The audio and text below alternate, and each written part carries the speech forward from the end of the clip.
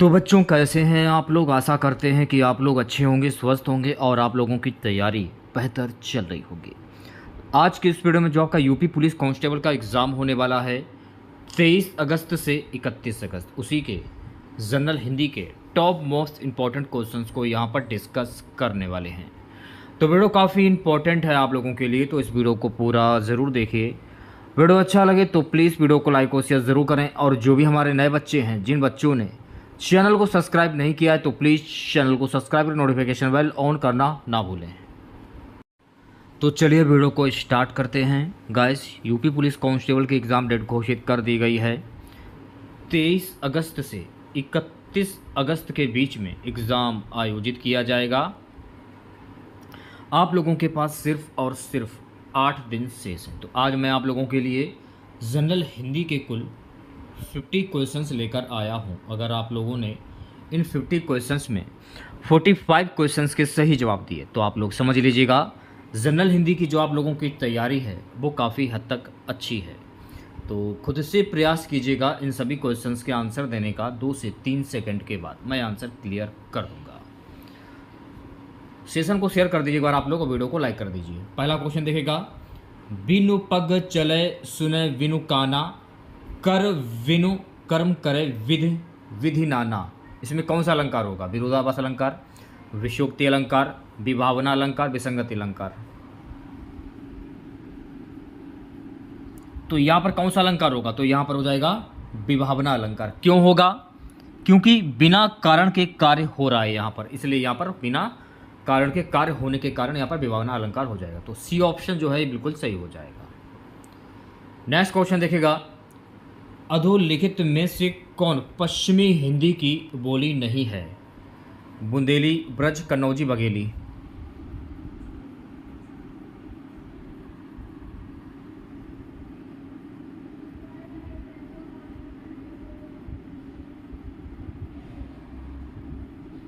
देखिए, इसमें जो बघेली है ना, ये पश्चिमी हिंदी की बोली नहीं है। ये बोली आपकी बघेली जो है ना, ये बोली पूर्वी हिंदी की है। बल्कि बुंदेली हुआ, ब्रज हुआ और कन्नौजी हुआ, ये बोलियां पश्चिमी हिंदी की हैं।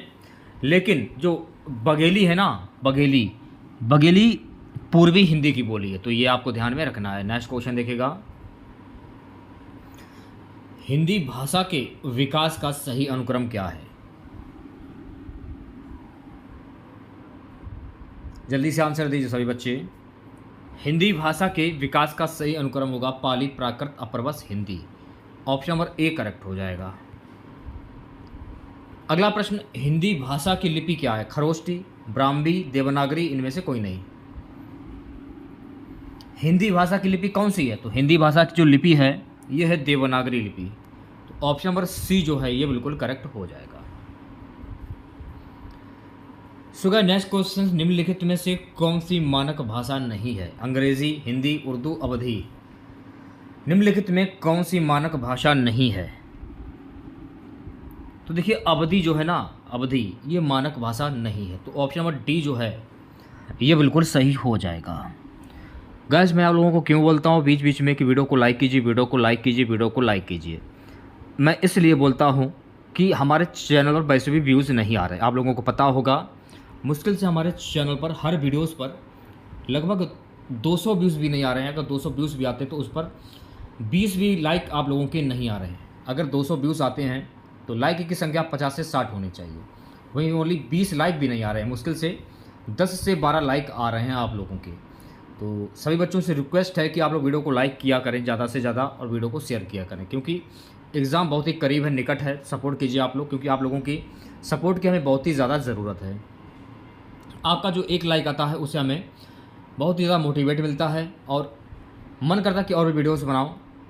अगला प्रश्न क्या है, निम्नलिखित क्रिया संबंधी अशुद्धियों वाले वाक्यों में शुद्ध वाक्य चुनिए। प्रश्न पूछना, ऑप्शन नंबर वी जो है ये बिल्कुल करेक्ट हो जाएगा। यहां पर देखिए, आपको अशुद्ध वाक्य की पहचान करनी है। मैं अनेकों विद्वानों से मिला हूं, ये आपका अशुद्ध वाक्य हो जाएगा। तो वी ऑप्शन जो है ये बिल्कुल सही हो जाएगा। अगला प्रश्न, निम्नलिखित में से कौन सा शब्द वर्तनी की दृष्टि से अशुद्ध है? तो यहां पर आपको अशुद्ध शब्द की पहचान करनी है। सी ऑप्शन जो है आपका ये बिल्कुल करेक्ट हो जाएगा, हंसी। सुगा नेक्स्ट क्वेश्चन, पदार्थ की यथार्थ अथवा कल्पित ध्वनि को ध्यान में रखकर जो शब्द बनाए गए हैं वो क्या कहलाते हैं? पदार्थ की यथार्थ अथवा कल्पित ध्वनि को ध्यान में रखकर जो शब्द बनाए गए हैं वे शब्द क्या कहलाते हैं? तो मेरे प्यारे साथियों, वे शब्द कहलाते हैं अनुकरण वाचक शब्द। तो सी ऑप्शन जो है आपका ये बिल्कुल करेक्ट हो जाएगा। देखिए, ये क्वेश्चंस ऐसे हैं, कुछ क्वेश्चंस ऐसे हैं जिनके बारे में मैंने आपको बताया भी है, लेकिन कुछ क्वेश्चंस ऐसे हैं जिन्हें करना बहुत ही आसान हो जाता है, क्योंकि इनके लिए ना कोई नियम होते हैं और ना कोई परिभाषा होती है। ये क्वेश्चन सब बहुत आसानी से कर सकते हैं। जैसे कि वर्तनी अशुद्ध है, तो अशुद्ध वर्तनी की पहचान आपको पढ़ने से होती है, ना कि कोई नियम होता है, ना कोई परिभाषा होती है। अब जैसे कि ये वाला क्वेश्चन देखेगा, निम्नांकित में तद्भव शब्द क्या होगा? जो शब्द हिंदी भाषा से लिए गए हों वो तद्भव शब्द कहलाते हैं। तो इसमें आपको हिंदी भाषा का शब्द पहचान करना है कि इसमें हिंदी भाषा शब्द कौन सा होगा। तो बाबली जो है ना, बाबली, ये आपका हिंदी भाषा का शब्द हो जाएगा, इसलिए ये तद्भव शब्द हो जाएगा। तो सी ऑप्शन जो है ये बिल्कुल सही हो जाएगा। अगला प्रश्न क्या है कि निम्नांकित शब्दों में एक शब्द कल्प वृक्ष का पर्यायवाची नहीं है। कल्प वृक्ष का पर्यायवाची शब्द कौन सा नहीं होगा, ये पूछा जा रहा है। तो देवदारू जो है ना, ये कल्प वृक्ष का पर्यायवाची शब्द नहीं है। तो ऑप्शन नंबर ए जो है ये बिल्कुल सही हो जाएगा। अगला प्रश्न देखेगा सभी बच्चे, संयुक्त शब्द का विलोम शब्द क्या होगा? इंपॉर्टेंट क्वेश्चन है, 5 स्टार लगा लीजिए, पेपर में आने वाला क्वेश्चन। संयुक्त शब्द का विलोम शब्द क्या होगा? तो संयुक्त शब्द का विलोम शब्द होता है वियुक्त। क्या होता है? वियुक्त। ऑप्शन नंबर वी जो है ये बिल्कुल सही हो जाएगा। नेक्स्ट क्वेश्चन देखिएगा, एक शब्द से दूसरा शब्द बनाने की प्रक्रिया को क्या कहते हैं? उत्पत्ति, रचना, व्युत्पत्ति, इनमें से कोई नहीं। एक शब्द से दूसरा शब्द बनाने की प्रक्रिया को क्या कहते हैं? तो इस प्रक्रिया को हम कहते हैं रचना। ऑप्शन नंबर वी जो है ये बिल्कुल करेक्ट हो जाएगा। नेक्स्ट क्वेश्चन देखिएगा, रत्नाकर का पर्यायवाची शब्द क्या होगा? समुद्र, सोता, समाधि, संसार। रत्नाकर का पर्यायवाची शब्द क्या होता है? तो रत्नाकर का पर्यायवाची शब्द होता है समुद्र। तो ऑप्शन नंबर ए जो है ये बिल्कुल सही हो जाएगा। रत्नाकर के पर्यायवाची शब्द होते हैं पयोधि, नदीस, जलधि, नीरनिधि, रत्नाकर, सिंधु, तोयन निधि। तो ये सभी शब्द रत्नाकर के पर्यायवाची शब्द होते हैं। अगला प्रश्न देखिएगा, अलाव का पर्यायवाची शब्द क्या होता है? अंगीठी, जल, धरती, आकाश। अलाव का पर्यायवाची शब्द होता है अंगीठी। क्या होता है? अंगीठी। तो ऑप्शन नंबर ए जो है ये बिल्कुल सही हो जाएगा। अलाव के पर्यायवाची शब्द होते हैं अग्नि, दहन, ज्वलन, धूमकेतु, हुताशन, शुचि, ज्वाला। ये सभी शब्द अलाव के पर्यायवाची शब्द होते हैं, या ये भी कह सकते हैं आग के पर्यायवाची शब्द होते हैं, यानी अग्नि। अगला प्रश्न क्या है, अपील कैसा शब्द है? तत्सम, तद्भव, देशज, विदेशज। तो अपील शब्द कैसा शब्द है? तो अपील जो है ना ये विदेशज शब्द है। तो ऑप्शन नंबर डी जो है ये बिल्कुल सही हो जाएगा। विदेशज उन शब्दों को कहते हैं जो किसी विदेशी भाषा से लिए गए हों, जैसे अरबी, फारसी, अरबी, तुर्की, अंग्रेजी आदि भाषाओं में जो शब्द हिंदी में आए हों वो विदेशी शब्द कहलाते हैं। नेक्स्ट क्वेश्चन देखेगा, लालटेन शब्द कैसा शब्द है? ये क्वेश्चन बहुत ही ज़्यादा इंपॉर्टेंट है। मैंने देखा है कि उत्तर प्रदेश की सभी परीक्षाओं में ये क्वेश्चन बहुत बार पूछा गया है। तत्सम, तद्भव, देशज, विदेशज। लालटेन कैसा शब्द है? तो लालटेन जो है ना ये एक विदेशज शब्द है। तो ऑप्शन नंबर डी जो है ये बिल्कुल करेक्ट हो जाएगा। चलिए बढ़ते हैं नेक्स्ट क्वेश्चन की ओर। कमल किस प्रकार का शब्द है? ऋण, यौगिक, योग ऋण, इनमें से कोई नहीं। तो मेरे प्यारे साथियों कमल जो है ना ये ऋण शब्द हो जाएगा। तो ऑप्शन नंबर ए जो है ये बिल्कुल सही हो जाएगा। आपको ये ध्यान में रखना है कि जो शब्द हमेशा किसी विशेष अर्थ को प्रकट करते हों तथा जिनके खंडों का कोई अर्थ ना निकले उन्हें ऋण शब्द कहते हैं, जैसे नाक, कान, पीला, पर, झट आदि। तो कमल जो है ना इसमें देखिए ये जो शब्द है ये किसी विशेष अर्थ को प्रकट करता है और इसका खंड का कोई अर्थ नहीं निकल रहा है, तो इसलिए ऋण शब्द हो जाएगा। नेक्स्ट क्वेश्चन देखेगा सभी बच्चे, लिखित वर्ण संकेतों की सहायता से भाव या विचार की अभिव्यक्ति को क्या कहते हैं? लिपि, भाषा, वर्ण, इनमें से कोई नहीं। क्या कहते हैं? तो इन्हें हम कहते हैं लिपि कहते हैं। तो ऑप्शन नंबर ए जो है ये बिल्कुल करेक्ट हो जाएगा। ठीक है, नेक्स्ट क्वेश्चन देखेगा, भाषा और लिपि है एक दूसरे के विरोधी, एक दूसरे के पूरक, एक दूसरे के प्रतिद्वंदी, इनमें से कोई नहीं। भाषा और लिपि है, तो मेरे प्यारे साथियों भाषा और जो लिपि है ना ये एक दूसरे के पूरक हैं, तो ऑप्शन नंबर वी जो है ये बिल्कुल सही हो जाएगा। अब ये वाला क्वेश्चन देखेगा, काफ़ी इंपॉर्टेंट क्वेश्चन है। हिंदी शब्द की व्युत्पत्ति किससे हुई है? हिंदू से, हिंद से, सिंधु से, इनमें से कोई नहीं। हिंदी शब्द की व्युत्पत्ति किससे हुई है? तो हिंदी शब्द की व्युत्पत्ति जो है ना ये सिंधु से हुई है, तो ऑप्शन नंबर सी जो है ये बिल्कुल सही हो जाएगा। अगला प्रश्न हमारा है, देवनागरी लिपि का विकास किससे हुआ है? रोमन, गुरुमुखी, खरोष्टी, ब्राह्मी। देवनागरी लिपि का विकास किससे हुआ? तो मेरे प्यारे साथियों देवनागरी लिपि का जो विकास है ना ये हुआ है ब्राह्मी लिपि से, तो ऑप्शन नंबर डी जो है ये बिल्कुल करेक्ट हो जाएगा। नेक्स्ट क्वेश्चन देखेगा, हिंदी है हम वतन है, हिंदुस्तान हमारा, पंक्ति में हिंदी का अर्थ क्या है? भारतवासी, हिंदू, भारत देश, इनमें से कोई नहीं। भारतवासी, ऑप्शन नंबर ए जो है ये बिल्कुल सही हो जाएगा। चलिए बढ़ते हैं नेक्स्ट क्वेश्चन की ओर। देवनागरी लिपि किस प्रकार की लिपि है? चित्रात्मक, संकेतात्मक, अक्षरात्मक, इनमें से कोई नहीं। देवनागरी लिपि किस प्रकार की लिपि है? तो देवनागरी जो है ना ये अक्षरात्मक लिपि है, तो सी ऑप्शन जो है ये बिल्कुल सही हो जाएगा। नेक्स्ट क्वेश्चन देखेगा, तत्सम शब्दों का मूल स्रोत है? संस्कृत, पाली, अपभ्रंश, प्राकृत। तत्सम शब्दों का मूल जो स्रोत होता है वो संस्कृत से होता है। तो मैं आपको कई बार बोलता हूँ, हर बार बोलता हूँ कि ऐसे शब्द जो संस्कृत भाषा से लिए गए हों वो तत्सम शब्द कहलाते हैं। ये बात मैंने आप लोगों को हजारों बार बताई है, तो ऑप्शन नंबर ए करेक्ट हो जाएगा। ठीक है, नेक्स्ट क्वेश्चन देखेगा, निर्देश प्रश्न संख्या 76-77 दिए गए मुहावरों का अर्थ क्या होगा? पौ 12 होना, दांव हारना, कार्य सिद्ध होना, लाभ ही लाभ, प्रातःकाल। तो पौ 12 होना, इसका मुहावरा क्या होगा? इसका मुहावरा होता है लाभ ही लाभ। ऑप्शन नंबर सी जो है ये बिल्कुल सही हो जाएगा। नेक्स्ट क्वेश्चन देखेगा, शैतान की आंत, इसका मुहावरा क्या होगा? अत्यंत धूर्त व्यक्ति, अत्यंत नगण्य वस्तु, बहुत लंबी वस्तु, अत्यंत लाभदायक वस्तु। शैतान की आंत, इसका मुहावरा क्या होगा? शैतान की आंत यानी बहुत लंबी वस्तु। ऑप्शन नंबर सी जो है ये बिल्कुल सही हो जाएगा। अब देखिए मैंने आपको ये बात बताई थी कि ये जो निशान होते हैं, ये मैंने आपको कई बार बताया कि ये जो निशान होते हैं ये विसर्ग के निशान होते हैं। ये मैंने आपको एक बार नहीं हजारों बार बताया है। क्या पूछ रहे? अध, धन, गति, अधोगति किस संधि का उदाहरण है? तो मैं आपको क्या बोला? तो अध के आगे आपको 2 निशान दिख रहे होंगे। जब भी ऐसे क्वेश्चंस आपसे इस टाइप के क्वेश्चंस पूछे जाए तो आंख बंद करके विसर्ग संधि पर टिक कर दीजिए, तो बी ऑप्शन करेक्ट हो जाएगा। प्रत्युन्नति शब्द में प्रयुक्त उपसर्ग क्या होगा? यानी स्टार्टिंग का जो शब्द होता है वो उपसर्ग होता है और लास्ट वाला शब्द आपका प्रत्यय होता है। तो ऑप्शन नंबर वी जो है ये बिल्कुल सही हो जाएगा, प्रति हो जाएगा। ठीक है, अगला प्रश्न देखिएगा सही बच्चे,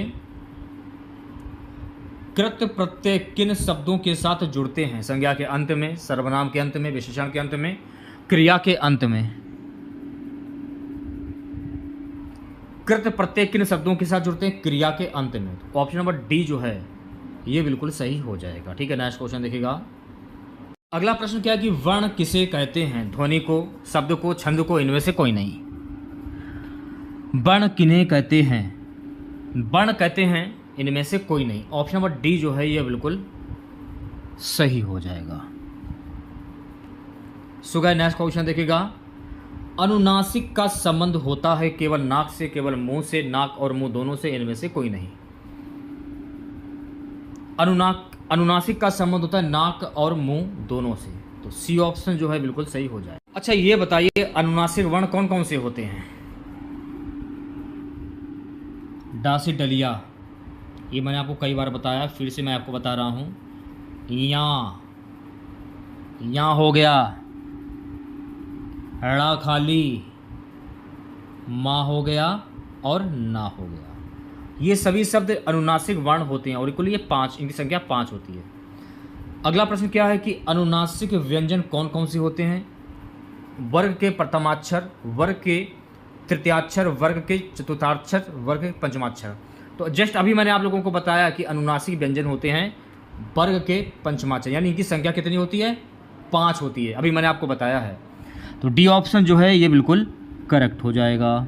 चलिए बढ़ते हैं नेक्स्ट क्वेश्चंस की ओर। समास का शाब्दिक अर्थ क्या होता है? संक्षिप्त, विस्तृत, विग्रह, विच्छेद। समास का शाब्दिक अर्थ होता है संक्षिप्त। ऑप्शन नंबर ए जो है ये बिल्कुल सही हो जाएगा। नेक्स्ट क्वेश्चन देखिएगा, देवासुर में कौन सा समास है? इंपॉर्टेंट क्वेश्चन है, 5 स्टार लगा लीजिए। आप लोगों ने देखा होगा कि कुछ शब्द ऐसे होते हैं जिनके बीच में योजक चिन्ह नहीं दिया होता है, फिर भी वो द्वंद्व समास होते हैं, इसलिए ये हो जाएगा द्वंद्व समास। तो ऑप्शन नंबर वी करेक्ट हो जाएगा। पाठशाला में कौन सा समास होगा? तत्पुरुष, द्वंद्व, कर्मधार या द्विगु। देखिए पाठ अलग है और शाला अलग है, दोनों को जोड़ दिया गया, नया शब्द क्या बना? पाठशाला। या ये भी कह सकते हैं पाठ का शाला, कर्ता ने कर्म को का आ रहा है इसमें, तो यहाँ हो जाएगा तत्पुरुष समास। तो ऑप्शन नंबर ए जो है ये बिल्कुल सही हो जाएगा। निर्देश प्रश्न संख्या 87 से 89, लोक तृतीयों के विकल्पों में से उनके सही अर्थ विकल्पों का चयन कीजिए।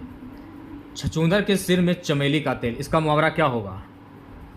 दान के लिए सुपात्र ना होना, वी है गंजे व्यक्ति के सिर पर सुगंधित तेल लगाना, सी है बिल्कुल अनपढ़ व्यक्ति को धन मिलना, डी है अयोग्य व्यक्ति को उत्तम पद मिलना। छछूंदर के सिर में चमेली का तेल, इसका मुहावरा क्या होगा? अयोग्य व्यक्ति को उत्तम पद मिलना। ऑप्शन नंबर डी जो है ये बिल्कुल करेक्ट हो जाएगा। नेक्स्ट क्वेश्चन देखिएगा, हसुए के ब्याह में खुरपे का गीत, इसका मुहावरा क्या होगा? शादी के गीत गाना, जश्न मनाना, असंगत बातें करना, निचले स्तर की बातें करना। इसका मुहावरा होता है असंगत बातें करना। तो सी ऑप्शन जो है ये बिल्कुल करेक्ट हो जाएगा। नीम हकीम खतरे जान, इसका मुहावरा क्या होगा? नीम का पत्ता चबाना, वी है नीम से हकीमी करना, सी है खतरनाक चीजें, डी है अल्प ज्ञान भयंकर। ऑप्शन नंबर डी जो है अल्प ज्ञान भयंकर, डी ऑप्शन सही हो जाएगा। प्रश्न संख्या निर्देश में दिए गए 90 से 91 निम्न प्रश्नों में भाववाचक शब्दों को चुनें। बूढ़ा का भाववाचक शब्द क्या होगा? तो बूढ़ा का भाववाचक शब्द होता है बुढ़ापा, यानी ऑप्शन नंबर वी जो है ये बिल्कुल सही हो जाएगा। भाववाचक शब्द की पहचान करनी है ना, तो बूढ़ा, अगर व्यक्ति बूढ़ा हो गया है तो वो अपना भाव व्यक्त कर रहा है कि मैं बूढ़ा हो गया हूँ, तो इसका भाववाचक शब्द क्या होगा? बुढ़ापा। महान का भाववाचक संज्ञा क्या होगा? महान, यानी कि अनेक। भाव का हो जाएगा भाववाचक संज्ञा महानता। ऑप्शन नंबर डी सही हो जाएगा। नेक्स्ट क्वेश्चन देखिएगा सभी बच्चे, निर्देश प्रश्न संख्या 92 से 93 निम्न प्रश्नों में विलोम शब्दों को चुनें। रिक्त का विलोम शब्द क्या होगा? विराम, पूर्ण, अतिरिक्त, खाली।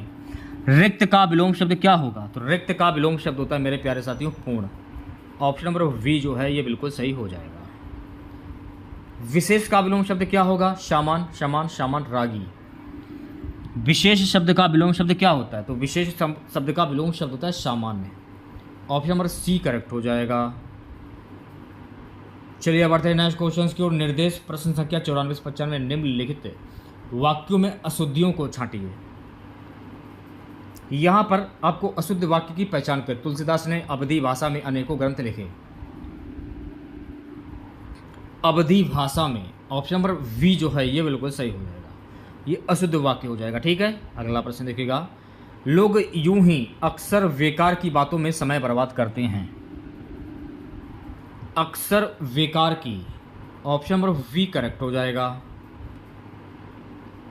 अगला प्रश्न देखिएगा सभी बच्चे, संस्कृत के वे शब्द जो हिंदी में बिना किसी परिवर्तन के प्रयुक्त होते हैं क्या कहलाते हैं? संस्कृत के वे शब्द जो हिंदी में बिना किसी परिवर्तन के प्रयुक्त होते हैं वे कहलाते हैं तत्सम। तो सी ऑप्शन जो है ये बिल्कुल करेक्ट हो जाएगा। तो मैंने आपको क्या बताया था कि जो शब्द संस्कृत भाषा से लिए गए हों वो तत्सम शब्द कहलाते हैं।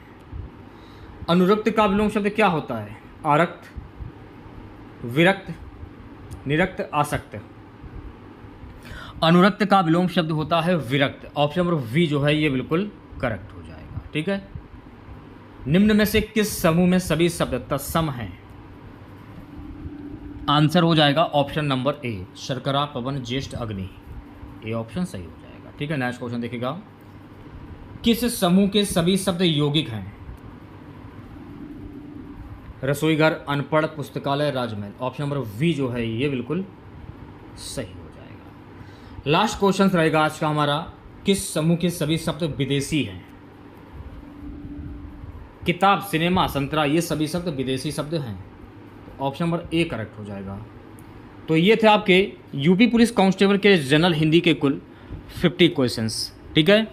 तो आप लोगों ने अगर शुरू से लेके लास्ट तक अगर आप लोगों ने वीडियो देखा होगा तो मैंने आपको एक एक क्वेश्चंस को समझाने की अपनी तरफ से पूरी की पूरी कोशिश की है और मैंने अपना 100% भी देने की पूरी कोशिश की है।